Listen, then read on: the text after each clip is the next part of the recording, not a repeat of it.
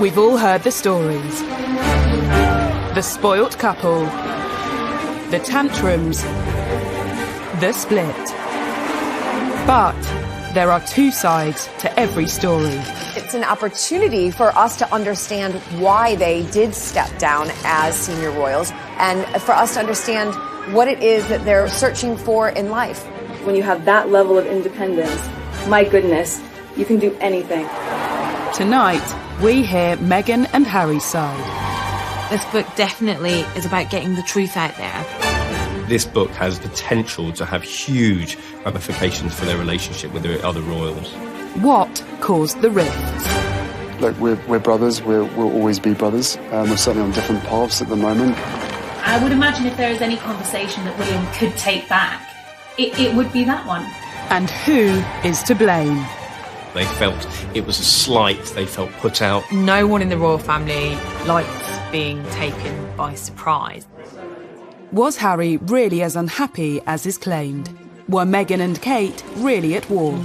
Or did the couple simply demand too much? Kate and Meghan are not obligated to be best friends. There is an intense interest from the public to try and find out the unfettered truth. Meghan Markle made serious judgment calls and made considerable errors. Can the couple ever repair relations with the rest of the royals? I don't see them going back into the constraining embrace of the royal family. I think that they will fly free. And how kind will history be to Meghan and Harry? Yes, they were breaking free of the royal family. Yes, they were able to embark on a new chapter of their lives, but it came at a huge cost.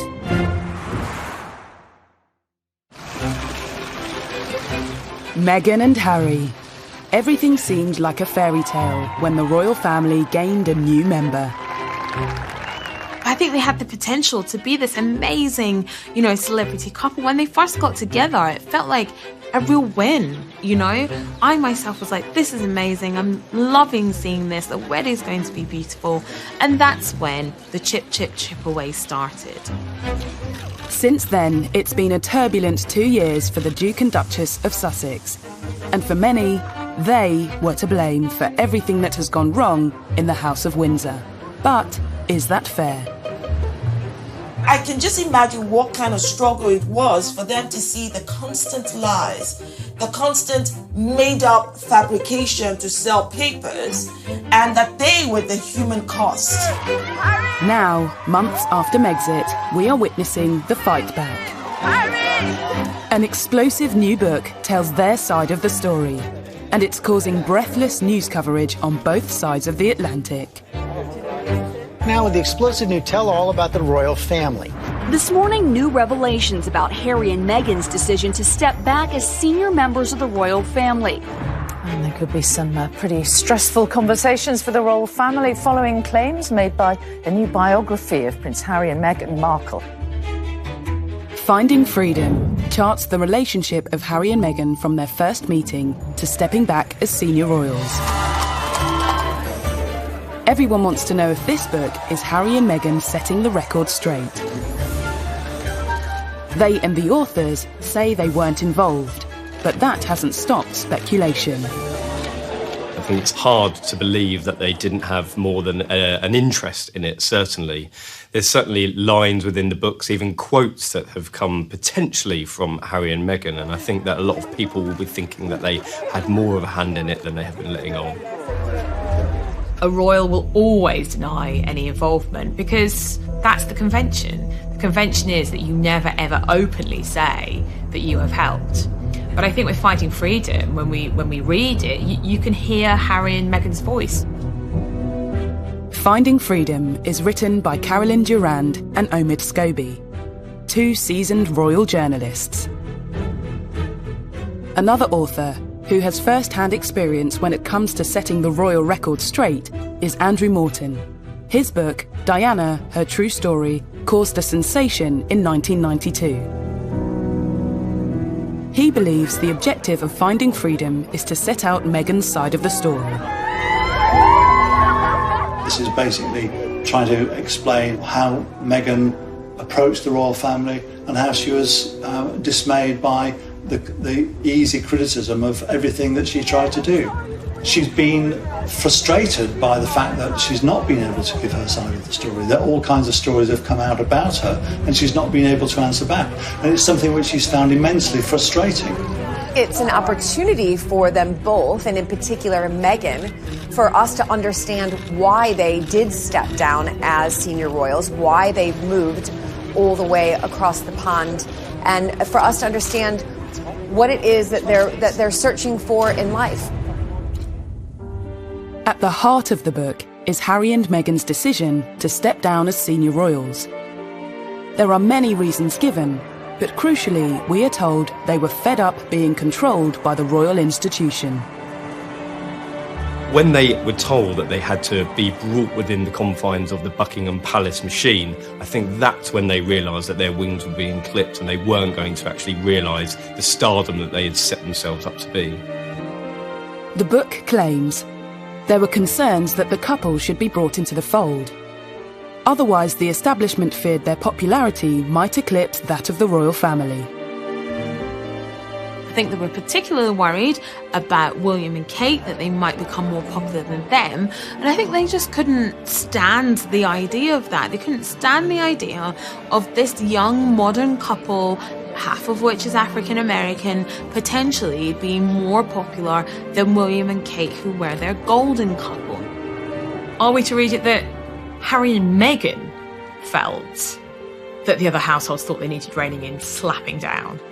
Because that's how I read it. I read it that Harry and Meghan felt that there was this conspiracy against them and that they felt that they ought to be put back in their place on a variety of levels. And they became more and more insular, more and more paranoid.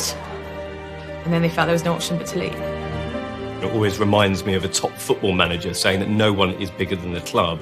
And I think that analogy is very, very true here, that they weren't bigger than the institution. And certainly the men in grey suits that they believe were stalking the corridors trying to clip their wings might have been an invention in their own heads rather than actually what was going on. Those men in grey suits, as Princess Diana used to call them, were allegedly another element pushing Meghan and Harry away. In the book, friends of the couple call them vipers, and it's claimed some of them simply didn't like Meghan and would stop at nothing to make her life difficult. One of the suggestions in the book is that the courtiers, or the vipers as Harry and Meghan apparently refer to them, were out to get them, that they didn't like Meghan from the outset. It may very well be the case that there was a courtier, maybe two, who had it in for Meghan, who felt that she was too different, too confident, too ambitious, too different from anyone who had married into the royal family before. Meghan's differences led friends to call her Duchess Different, a play on the often repeated claims she was known as Duchess Difficult inside palace walls. I think calling Meghan Duchess Different is very telling, and it shows the gap between the old ways and the new ways. We can appreciate the value that both represent and celebrate the difference rather than try to, push it down or make it look like it's something bad. As Meghan and Harry's relationship with each other blossomed, their relationship with the palace and the rest of the royal family seems to have soured. The new book says, increasingly, Harry had grown frustrated that he and Meghan often took a backseat to other family members. And the pair had to wait to announce projects if other, more senior royals had announcements of their own. I think she found that very difficult because actually what she thought she was getting was unrivaled power, and she'd be able to help and effect this change and be this change maker, which is what she wanted to be. And actually, she found she was living in a gilded cage. By Christmas of 2019, Meghan and Harry had skipped Sandringham to take an extended break in Canada. They'd decided something had to change. And was that decision reinforced when they saw the Queen's Christmas message? Well, the lack of photograph of them appearing for the Queen's Christmas speech obviously had an effect on them, and the book will tell you in detail about how this made them feel. They felt it was a slight, they felt put out, What I think was trying to be demonstrated during that Christmas message was the future of the monarchy, the future heirs, the future sovereigns.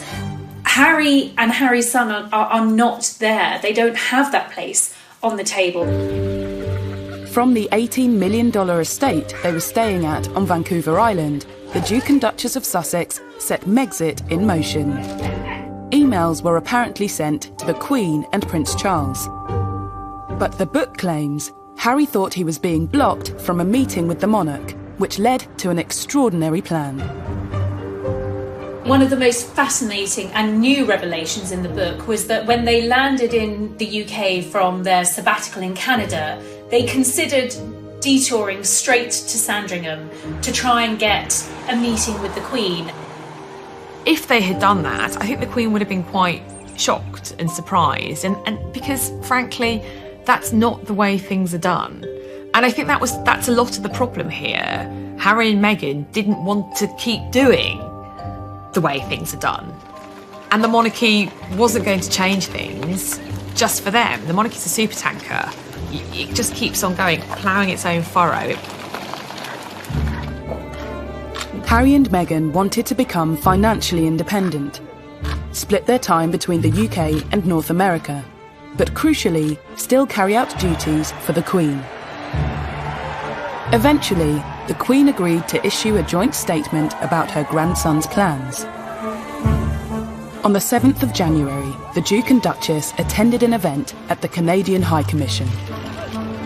The book reveals they were feeling nervous. They'd seen the planned statement and thought it showed a lack of warmth. It's meant a lot to us, and it's just important for us to start the year and say thank you. More concerning to them than that, reporters got wind of the plan to stay in Canada. A day later, the Sussexes made their shock Instagram announcement. A move that's been endlessly criticised, but it seems in their minds they felt they simply had no choice. It was very sad, really, that a couple who offered so much to the monarchy and to the nation had decided to go their own way. At the time in January, there was a lot of anger because, as one very senior member of the household said to me, you don't put a gun to the Queen's head. You don't go public and say what you want. We sort it out behind closed doors, we all try and negotiate, and then we present a united front. As well as their announcement, Meghan and Harry simultaneously launched their Sussex Royal website. It's since been claimed this, and making an announcement without discussing it first, left the Queen and the Duke of Edinburgh devastated. The issue of them creating this Sussex Royal brand and Sussex Royal website was a huge, huge problem for the royal family, because if they were going to go into the corporate world and start marketing themselves for big, big sums of cash, that was going to be the problem, that the Queen and senior royals couldn't have them marketing themselves as royal whilst earning money on their own personal terms. Crisis talks were needed, and on the 13th of January, Harry met the Queen, Charles and William at the famous Sandringham Summit. Yes, they were breaking free of the royal family. Yes, they were able to embark on a new chapter of their lives, but it came at a huge cost. Especially for Harry. He had to give up his military roles. Finding freedom gives an insight into Meghan's feelings. It was so unnecessary, Meghan later told a friend. And it's not just taking something away from him, it's also that entire military veteran community. You can see how much he means to them too. So why? Harry has had to give up everything. He's giving up his family, his home, his country, everything he's ever known, and those military titles, which, and Meghan's right, they meant so much to him. And what about what Meghan has had to give up? Finding freedom claims Meghan told a friend, "I gave up my entire life for this family. I was willing to do whatever it takes. But here we are. It's very sad." Even so, it's said courtiers and some family blame Meghan for Megxit. This girl who fell in love with a boy who happened to be part of the royal family, and she gave up her whole career to move over here to, of course, followed tradition and ritual marrying into the royal family, and she literally couldn't win. And she basically gave up a part of herself, because that is what would have been expected of Meghan, expected of Kate, the Duchess of Cambridge. And they all did that out of love for their spouses and out of respect for the institution. These new revelations tell a story of just how unhappy Harry and Meghan were with their royal life and how they felt forced into leaving. But the new book also gives us a new insight into Harry and William's relationship. William potentially saying to Harry, listen, take your time to get to know this girl. Don't be blindsided by lust. Don't rush into anything. I would imagine if there is any conversation that William probably could take back, it would be that one.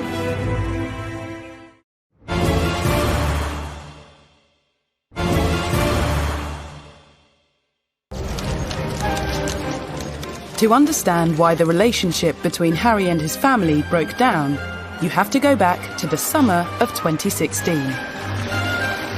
Rumours about Harry and Meghan's relationship were circulating, and Meghan soon had the world's press following her every move. By November, Harry had had enough and issued an extraordinary statement asking the press to leave his girlfriend alone. And Prince Harry lambasts the press for harassing his American girlfriend, Meghan Markle. The statement that Prince Harry released through his private office in November came just after a deluge of media reports about their relationship. I mean, the statement was a bombshell, perhaps the first of what we were to expect from the Sussexes, in that it was certainly the most personal statement I've ever read from a senior member of the royal family. This was also confirmation that Meghan was his girlfriend. Don't forget, up until that point, it was only speculation. It's now been claimed the statement caused tension in the family. Not because of its content, but because of its timing. It immediately took attention away from Charles and Camilla. They were on a diplomatic tour of the Middle East. Well, Harry's decision to write this statement himself and give the family only 20 minutes notice that he was putting it out was absolutely catastrophic. It torpedoed Prince Charles's tour of the Middle East, which went down like an absolute lead balloon in the palace. The royal family has strict protocols in place to ensure they don't overshadow each other's work. Something Harry appeared to overlook when he attempted to protect Meghan. I think one of the themes that is explored in Finding Freedom is the jealousies of some members of the royal household and some courtiers of the level of attention that the Sussexes were getting. There was a point when Charles and Camilla weren't even getting a look in. All the tabloids wanted to run was stories about Meghan and Harry, and that became a problem. And I think there's definitely some truth in the fact that Charles at times has felt a bit jealous, maybe, of his son's public profile, because for a long time William and Harry were getting really, really positive publicity, and Charles, of course, had dreadful publicity. Harry's statement caused shockwaves in the palace and allegedly upset the Prince of Wales. But looking back, this wasn't the first time Harry had come out in vocal defence of his girlfriends. In 2005, whilst dating Chelsea Davy, he gave a frank interview to mark his 21st birthday. I suppose that is the media in general. There's truth and there's lies, and unfortunately I can't get the truth across because I don't have my own column in the paper, which I'm thinking about getting. It does irritate me because obviously I get to see how upset she gets, and I know the real her. I don't think Harry's changed an awful lot over the years. He's become far more considered and far more aware of what's going on in the world. At the same time, his hostility to the mass media and to photographers and the paparazzi in particular hasn't changed one jot. So he was hostile to them before and is hostile to them now, to the point where he has, in his own mind, more control over his life. Less than a year after the statement, there was another incident, this time between Harry and William. Finding Freedom details a conversation that supposedly took place just before Harry proposed to Meghan. William is quoted as saying, "Don't feel you need to rush this. take as much time as you need to get to know this girl. A source claims William didn't want his brother to be blindsided by lust. The book goes on to say, Harry could see through William's words. He was being a snob. I think that there was a great misunderstanding in that moment. That was, I believe, intended from a genuinely good place, a place of brotherly love, and just wanting Harry to be absolutely sure, given the speed that this relationship had moved at, that he wasn't rushing into things. Harry, who was clearly sensitive and I think aware of some of the sniping in the corridors of power about Meghan, just took this deeply personal and the wrong way. And I would imagine if there is any conversation that William probably could take back, it would be that one. I think William was just trying to look out for his younger brother. Now, maybe it goes to the heart of their relationship, and Harry was frankly fed up with playing third wheel, effectively, to William, Kate and Harry. I mean, sometimes when the three of them did jobs together, I'd go and watch them, and I did feel a bit sorry for Harry. You know, Kate and William were always first because, you know, in the line of succession, William's always first, and Harry was always slightly trailing behind. So did William ever really accept Meghan? Rumours of a rift refused to go away. During Christmas of 2018, William appeared to ignore Meghan outside church.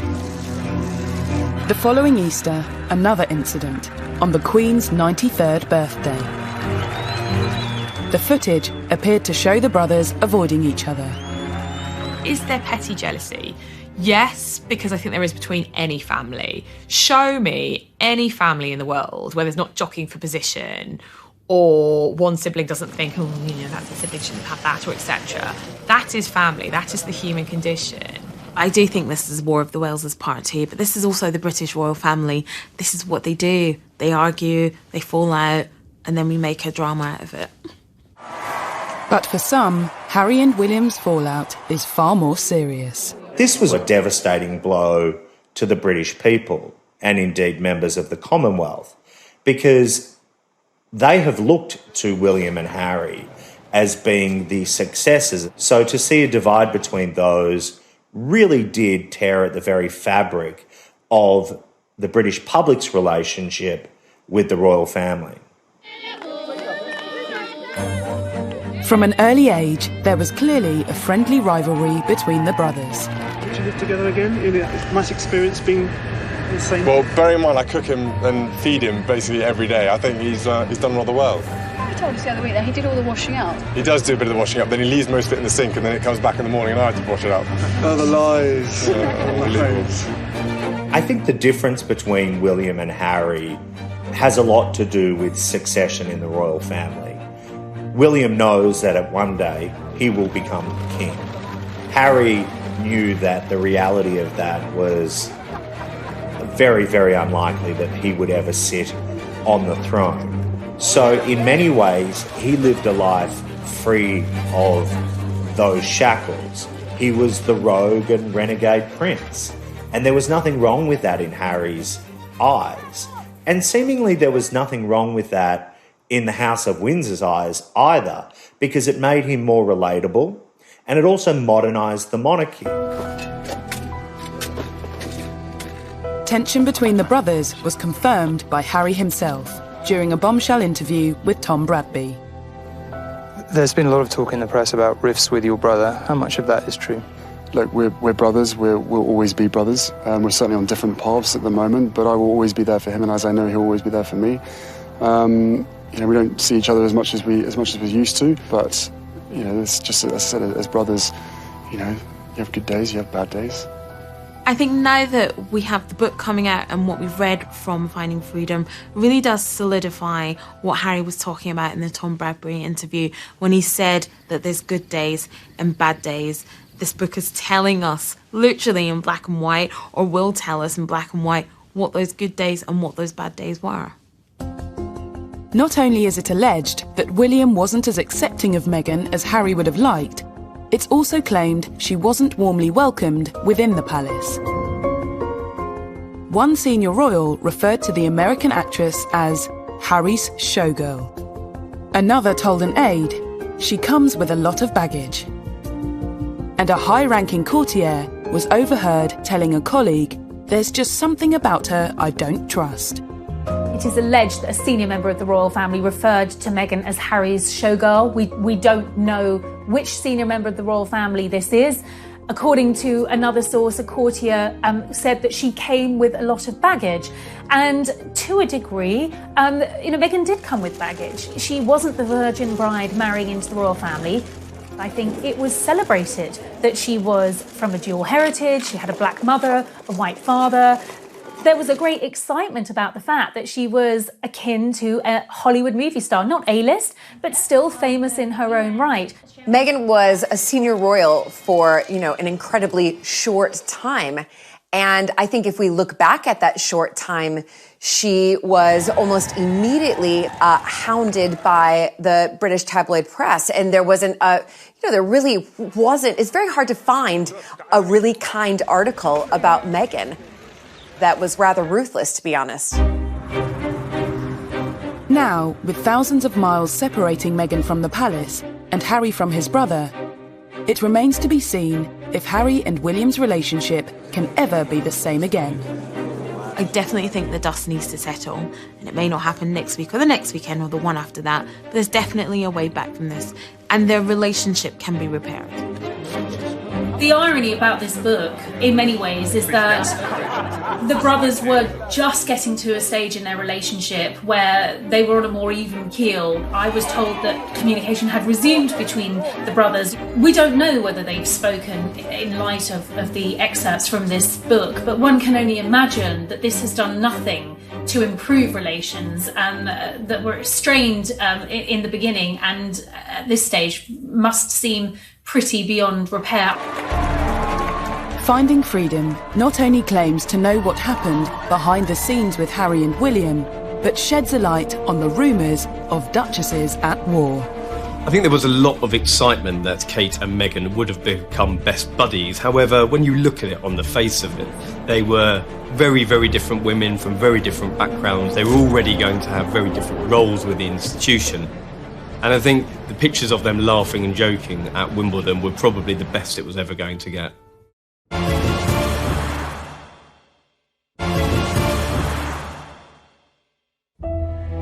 Finding Freedom is said to be Harry and Meghan's side of the story. It claims to provide a new perspective to all the stories, rumours and gossip that we think we know. In particular, a focus on negativity surrounding Meghan's relationship with Kate, not long after she became the Duchess of Sussex. After the royal wedding, once that sort of crest of the wave of excitement and euphoria had subsided, there was a slow drip of reports that began to show Meghan in a different light. After her wedding, Meghan was faced with a number of negative headlines. One in particular seems to have angered the Sussexes. It was reported that Meghan had made Kate cry during a bridesmaid fitting. Finding Freedom details the incident. Some of the children weren't cooperating, and there was a lot going on. Everyone tried to help where they could, but it's never easy with kids at fittings. There were no tears from anyone. I also think that it proves that, that story was put out by anti-Meghan people, by people who wanted to vilify Meghan, and it actually unpicks that, and it also proves that we know that there's people actively out there working to make Meghan look bad. There are always two sides to every story, but Kate either cried at that dress fitting or she didn't, and there are only a couple of people who know if that actually happened. It's interesting that is one of the stories that is contested in Finding Freedom. What Finding Freedom doesn't do is actually explain what did happen. Whatever the truth, Meghan and Kate's relationship soon became a favourite topic for the tabloids. I think as soon as Meghan married into the royal family, the comparisons between Meghan and Kate were constant. And Kate is English. She's an English rose, and she does everything the right way. But she will be the future queen. I think there needs to be some leeway for Meghan and Harry because, he's now much further down the peg line as far as inheriting the crown. I think there was a lot of excitement that Kate and Meghan would have become best buddies. However, when you look at it on the face of it, they were very, very different women from very different backgrounds. They were already going to have very different roles with the institution. And I think the pictures of them laughing and joking at Wimbledon were probably the best it was ever going to get. Despite the press rumours the Duchesses were at war, Finding Freedom claims the relationship between the sisters-in-law was less tense than reported. It does, however, reveal they struggled to move past the distant politeness of when they first met. It was very easy for us to escape into this storyline that Meghan and Catherine were best friends, that William, Harry, Meghan and Catherine represented the Fab Four, this union of young royals that were set to take control and modernise the monarchy. It wasn't the case at all. Just 1 year after they were photographed laughing together at Wimbledon, new photographs emerged of Kate and Meghan together at a polo event. This time, the atmosphere appeared a little less friendly. The book notes there was a cordial but distant rapport. So it was a big exclusive event in the summer of 2019, and both Kate and Meghan were there with their children. In fact, it was probably one of the first times we'd seen Meghan out and about with baby Archie.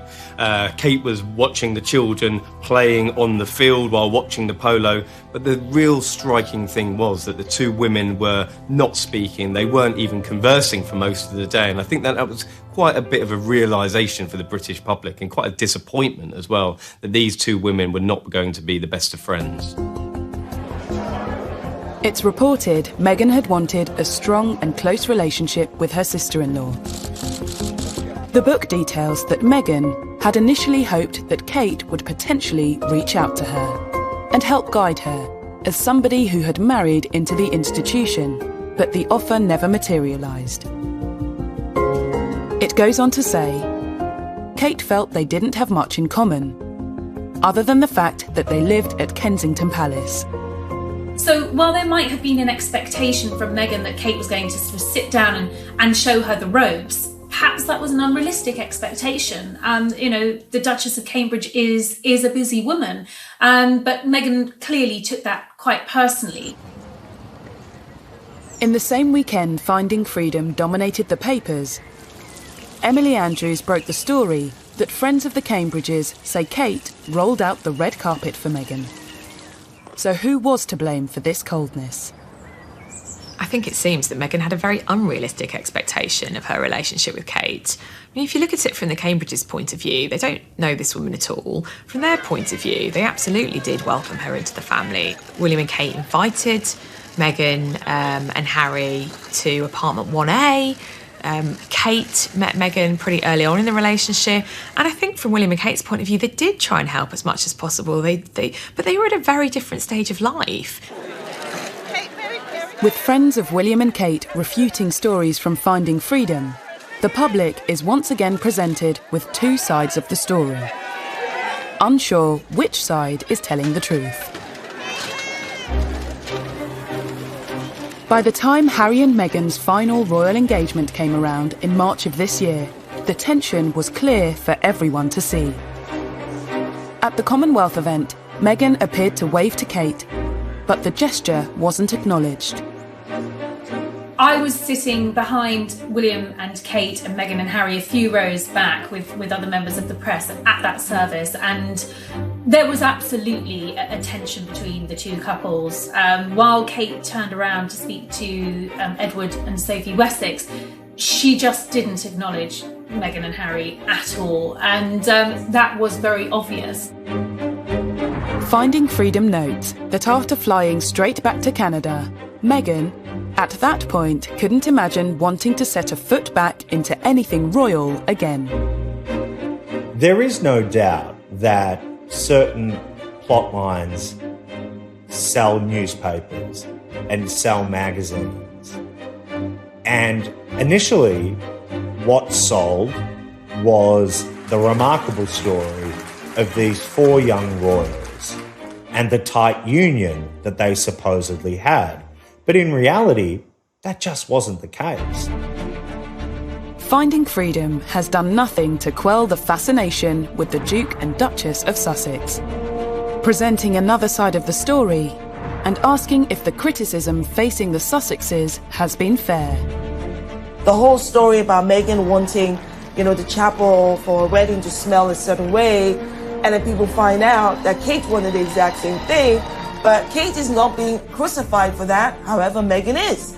That just highlights again that this toxicity against Meghan is coming from a very deep place of bias.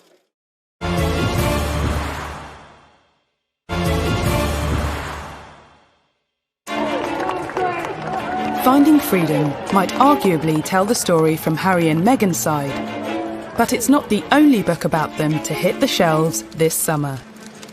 It's the hot cakes right now. It's almost as though people think that this is the next version of The Crown from Netflix. I think that there is a battle at the moment amongst authors to try and tell or answer the unanswered questions as to what led to the split. It's a fine line of who knows what and who actually to be able to trust when all these books are coming out all at once.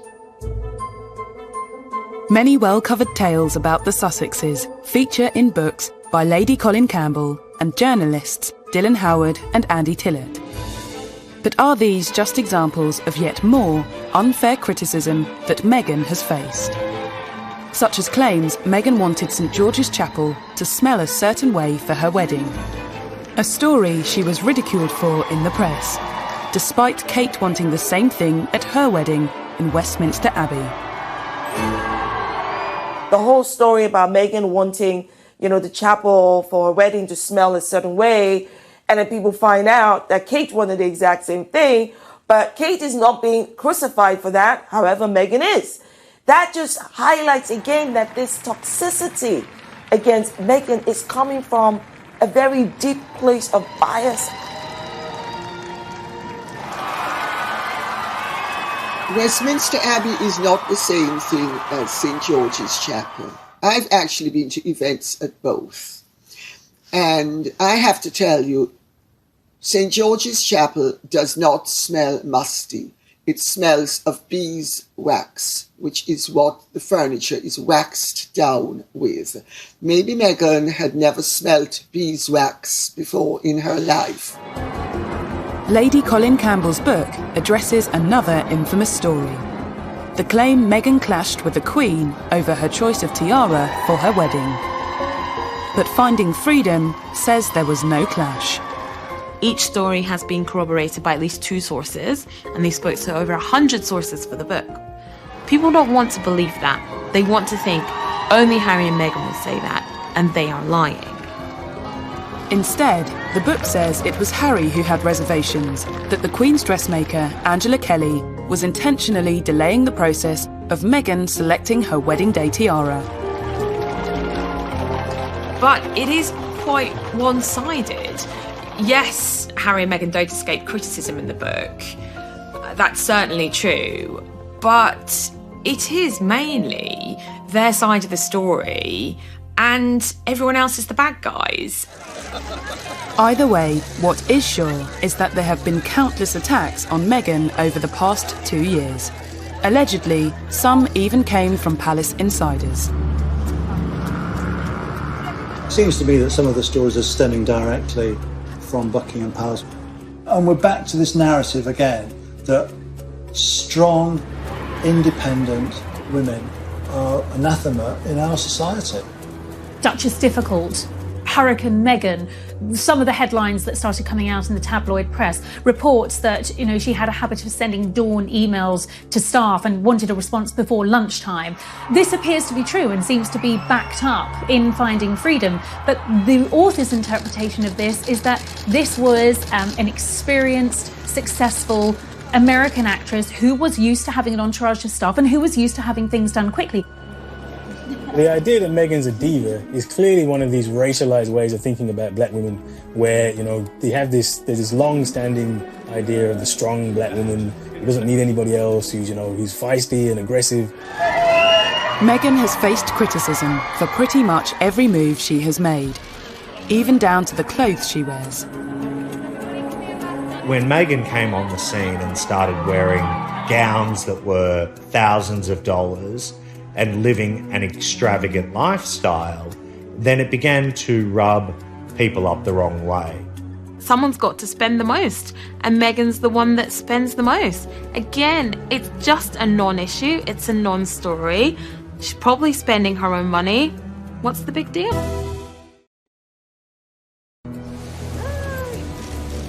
And even a claim that Kensington Palace staff noted that Meghan's charity cookbook, raising funds for the victims of the Grenfell tragedy, didn't contain a single recipe of British origin. She was trying to do something wonderful and good for all of those that were lost at Grenfell Tower and for their families. Everyone embraced this so deeply because it's been a passion project for all of us, and for very good reason. For Meghan, much of the criticism must have felt unwarranted and unfair. Why is Meghan a target for criticism? Very good question. Right, I don't know. Do you have a piece of paper? Several pieces of paper? But let's start with the fact that, one, she's a progressive woman. She's independent.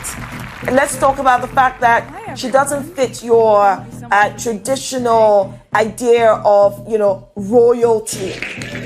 Let's talk about the fact that she's a woman of biracial heritage, right? Let's talk about the fact that her profession was that of an actress, and the fact that she's American. There's just so many things around and about her that many people do not like. I feel for the poor girl. I mean, she came into this country, parachuted in. She's married into a very difficult family that everybody finds difficult to come into because of the various pressures. And she's someone who didn't know an awful lot about British history, British culture. And she's, as she said herself, she's going to hit the ground running. And she hit the ground running, but she found that she came up against a brick wall. But amongst all of the petty criticism, there have also been stories that suggest Meghan and the royal way of life was a culture clash. In my book, I go to great lengths to explain how the culture clash arose. Because Meghan has very American attitudes and expectations. She is all about confidence, go-getting, hustling, and all of those Hollywood things that she has been brought up to regard as desirable. Did Meghan really know what she was letting herself in for when she married into the royal family? Some stories show how she struggled to get to grips with royal life, like her first official engagement with the Queen, opening the Mersey Gateway Bridge in June 2018. People haven't looked at the real person who's trying to do her best coming into the royal family.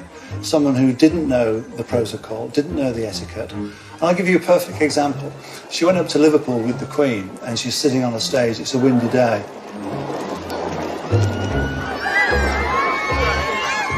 She doesn't know what side of the car to get into, to get out of. What hand to hold her handbag in, and you can see that kind of confusion in her face. Meghan, even though she's an actress, has had to swap the red carpet for the Royal Roadshow, and it's a difficult gig. There were certain elements of royalty that perhaps weren't for Meghan, but she was widely condemned regardless, like security. Dylan Howard's Royals at War reminds us of an incident in Fiji when Meghan visited a market. Every royal is assigned a level of protection when making appearances in public. And there could be no more valuable commodity, if you like, than a pregnant Meghan Markle making appearances in public. Under sweltering temperatures and with an increasingly large crowd, the Duchess was rushed out and the visit ended early. Turn round, turn round, turn round. Inevitably, in these types of scenarios, the royals are briefed about what is right and what is wrong and what is expected of them in order to maintain their security and their well-being. The security officer in charge quit her role not long after, amid claims at the time that Meghan found security constraining. Although the palace denied this was why she left. Guys, out. Just stay to the side, please. Everyone turn around. Meghan was oblivious. Despite being told how to behave, she thumbed her nose at the restrictions or recommendations of the Royal Protection Officer.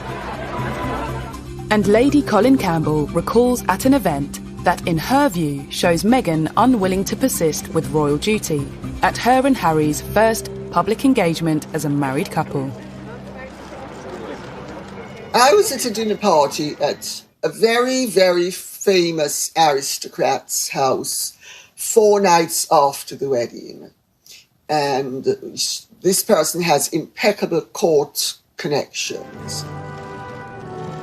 At a garden party to celebrate Prince Charles's 70th birthday and all of his charity connections, there had been this garden party at Buckingham Palace, and Harry and Meghan were there. Good afternoon, everybody. And there was much excitement about them being there because, of course, at that time they were the most popular couple in the country. She was a revered figure. People couldn't wait to meet her. Well, 15 minutes into the engagement, Meghan is overheard telling Harry she's bored and she wants to leave because they've effectively done their photo op.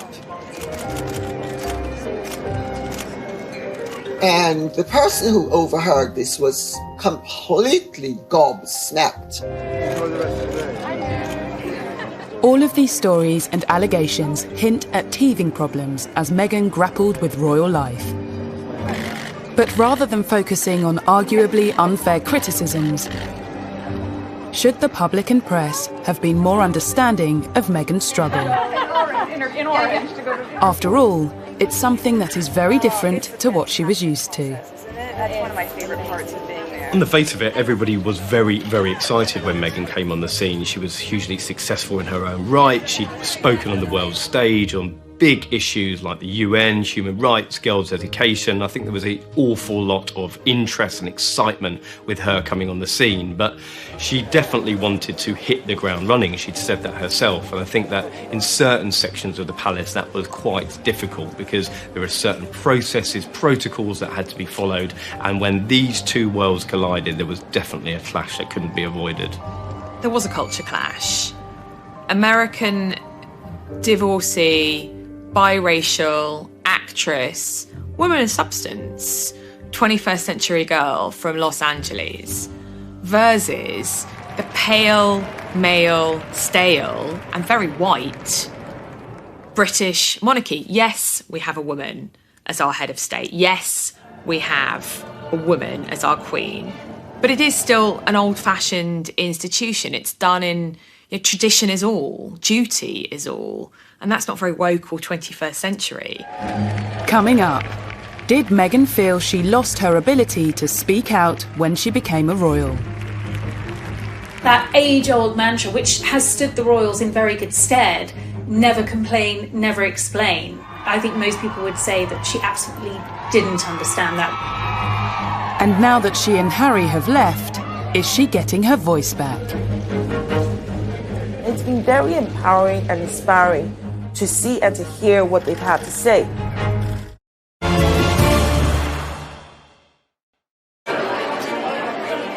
Many observers believe that a key factor behind the Sussexes leaving the royal institution was what some saw as the muzzling of Meghan Markle.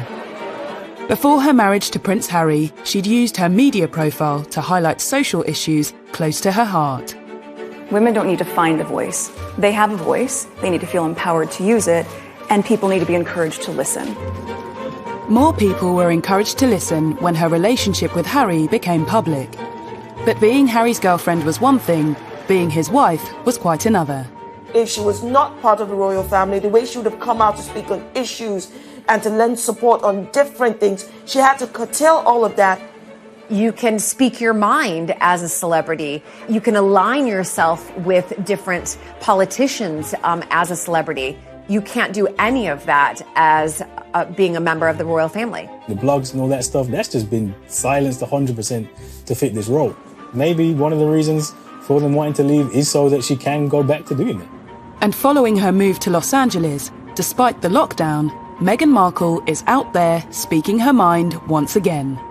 All of you are out there campaigning, fighting the right fight, being on the right side of history and ensuring that we can get closer to seeing this truly as our past and not something that we have to revisit again and again and again. Meghan and Harry have given, recent Zoom virtual talks to many from the younger generation.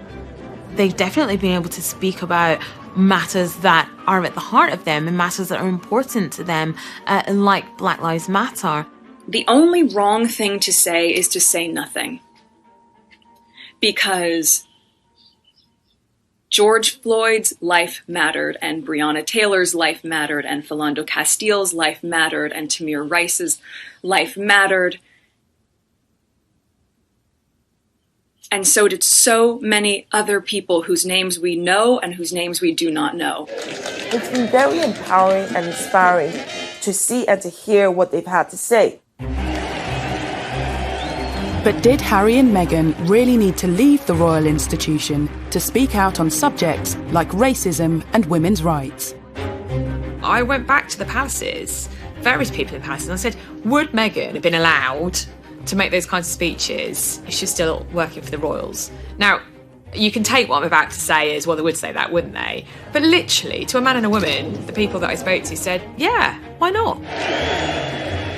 More problematic for the royals, perhaps, was a concern that Meghan's progressive agenda might encroach into politics. You're going to use your voice in a stronger way than you've ever been able to, because most of you are 18 or you're going to turn 18, so you're going to vote.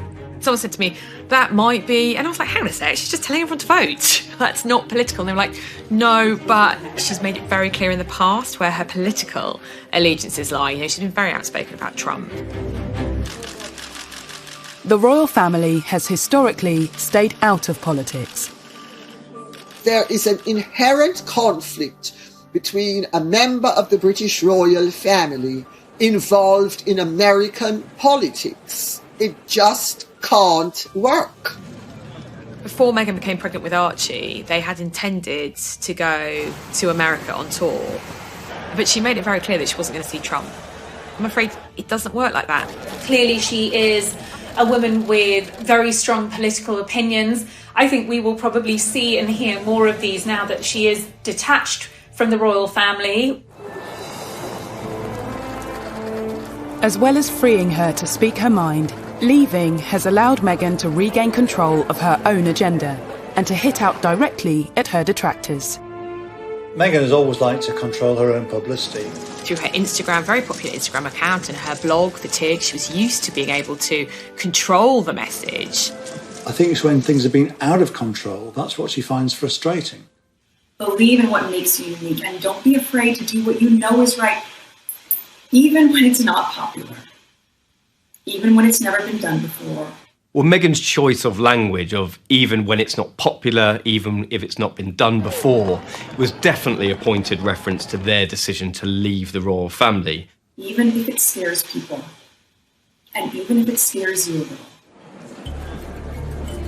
That age-old mantra, which has stood the royals in very good stead, never complain, never explain. I think most people would say that she absolutely didn't understand that. One of the things she felt very stifled by was not being able to answer back. I think Meghan's biggest problem has been that she's obviously been schooled in the world of Hollywood, where you hit back at rumours and innuendo and you take the fight to them. Meghan couldn't grasp the reason why she wasn't able to respond to these. Well, there was so much more at stake than just Meghan Markle. The whole House of Windsor needed to be considered in whether or not she was to respond to an allegation that was levelled against her. And that narrow-mindedness goes a long way to explaining why her and Harry would ultimately leave the family. And I think this book is largely been written to put her side of the story across. And regardless of their personal influence on the book, it hasn't been the only outlet for the couple's grievances. Harry and Meghan take on the tabloids. She is suing a newspaper for publishing a private letter to her father. The letter related to Thomas Markle's various dealings with the media, following his non-appearances at the couple's wedding in May 2018. And within the court documents, some of Meghan's complaints about her treatment within the House of Windsor have been laid bare. She has used the courts as a forum to get her version of events out into the public. Meghan's detractors say she's attempting to manipulate the media and claim the revelations in her court evidence and writing the letter to her father in the first place are evidence of this. If Meghan expects me or anybody else that I know who has a brain to think that she wrote that letter for anything except damaging her father's reputation and boosting her own and excusing her, she better think again. The central point of the case is whether Meghan wrote this letter with the intention of it being public. And one of the authors behind this book has actually gone on record to say that Meghan wrote it with the public in mind. That was a comment made by author Omid Scobie earlier in the year, but not repeated in the book. Meghan emphatically states that she didn't expect the contents to become public. But Associated Newspapers, publishers of the Mail on Sunday, are contesting that. Before being published, the letter had been referred to in People magazine. She may have given her friends permission to speak to People magazine. Friends have been spoken to at some point, but I genuinely think that was a letter between herself and her father, and I don't think she wanted it to be in any of the papers. She would have been very frustrated that it was published without her knowledge. It will be up for the courts to decide of whether this was an issue or whether she did know or didn't. I think it must be very sad and exhausting for Harry and Meghan to have had to undertake this court action. They're forced to go through this vicious cycle of seeing more lies and the same lies come up and people buy into it and people dig into it. So it has to be exhausting for them, but I have to say, it is the right thing to do. Since beginning the court proceedings, both Harry and Meghan have been accused of hypocrisy in their dealings with the media. Whether or not she wanted the letter leaked is really unknown at this point. But what I can say with certainty is that she does want certain stories leaked. In the book Finding Freedom, it says that she worked with the paparazzi. She tipped them off, and she tipped off local journalists because she was trying to further her own profile. And you do kind of come away from the book thinking Harry and Meghan are perfectly happy to invade their own privacy as long as it's a positive outcome for them. I've never seen a member of the royal family who has polarised opinion quite as strongly as Meghan and then Harry and Meghan. It's almost as if people took positions very, very early on. You're either for them or you're against them. But unlike many such debates, there will eventually be winners and losers on at least some of the big questions over Meghan. Is she an attention-seeking hypocrite who was a disruptive influence on the royal family? Or is she a well-meaning and wholly innocent victim of racism, sexism, and the machinery and machinations of the monarchy? It seems that the English courts will play a part in answering that question. If they are to win, they will have won at the expense of dragging the royal family through the mud. So win or lose, in my view, it's a loss. Released from the House of Windsor, have Harry and Meghan really found their freedom? If it was not for COVID-19, we would have seen and heard a lot more from this couple. They are holed up in a rented £18 million mansion. They really need to try and take a bit of time out and maybe realise what they want, what their future looks like.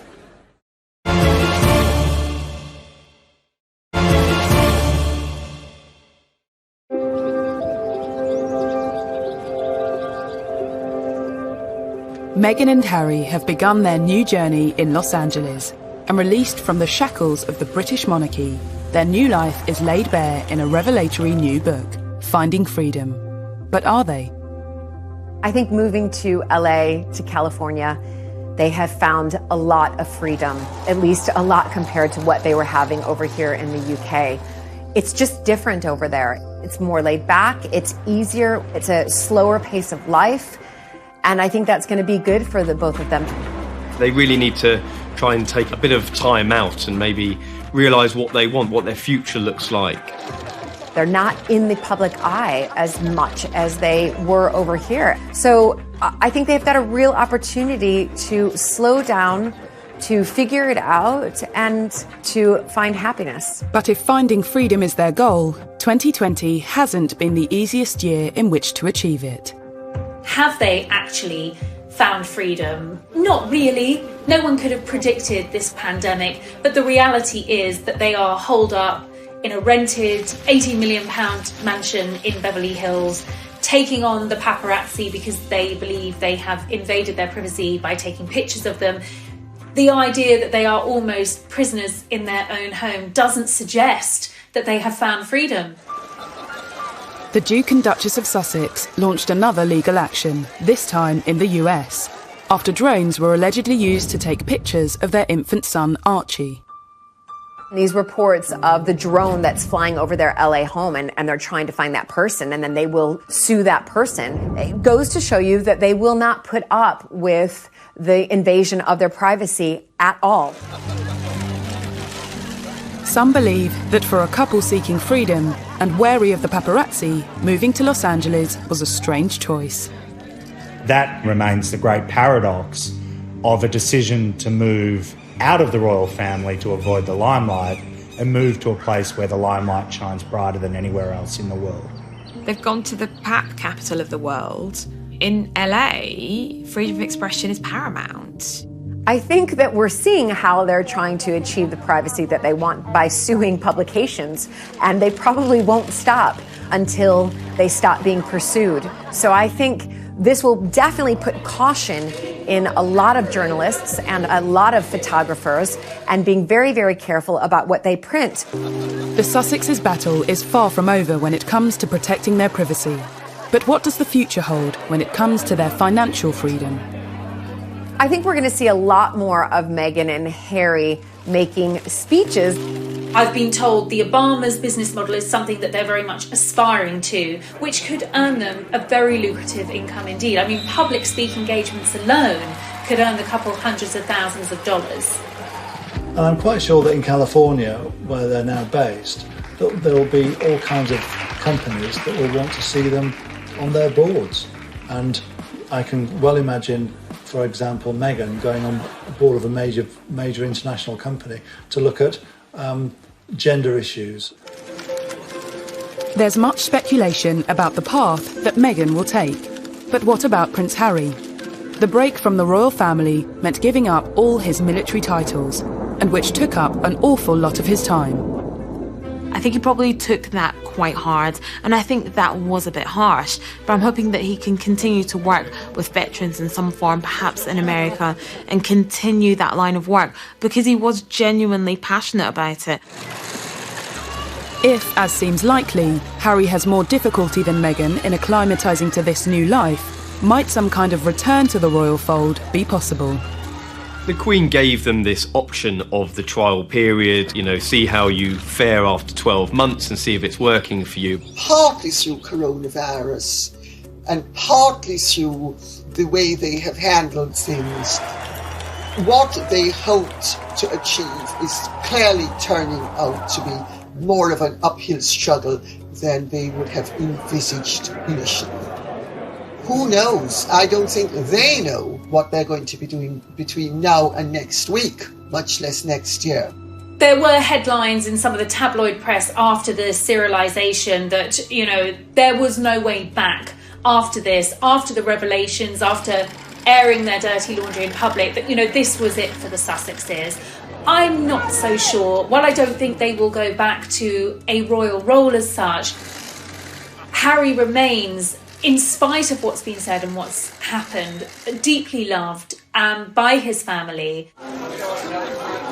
Whatever the future might hold for the former royal couple, it seems that for now, a return to the House of Windsor is very far from their minds.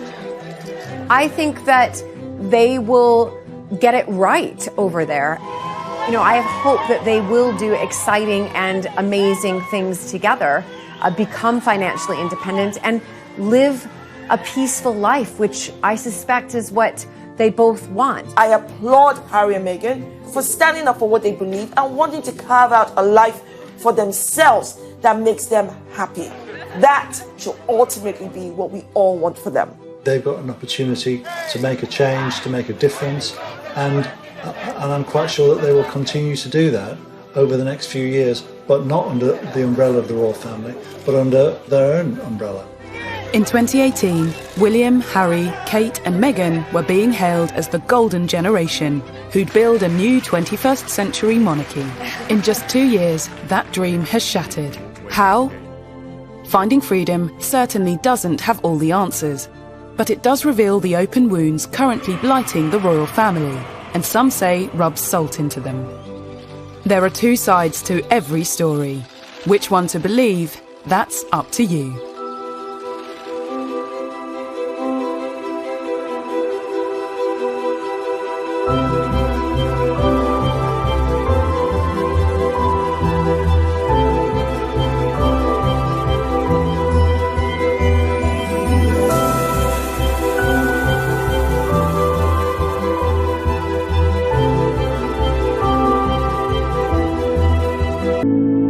Things that she has been brought up to regard as desirable.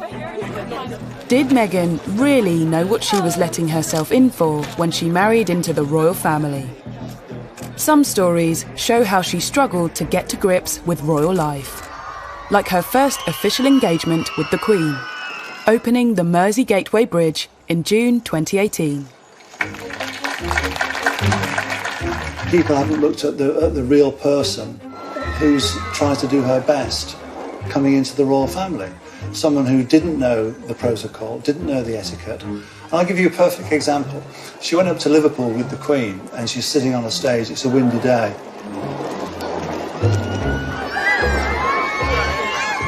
She doesn't know what side of the car to get into, to get out of. What hand to hold her handbag in, and you can see that kind of confusion in her face. Meghan, even though she's an actress, has had to swap the red carpet for the Royal Road show, and it's a difficult gig. There were certain elements of royalty that perhaps weren't for Meghan, but she was widely condemned regardless, like security. Dylan Howard's Royals at War reminds us of an incident in Fiji when Meghan visited a market. Every royal is assigned a level of protection when making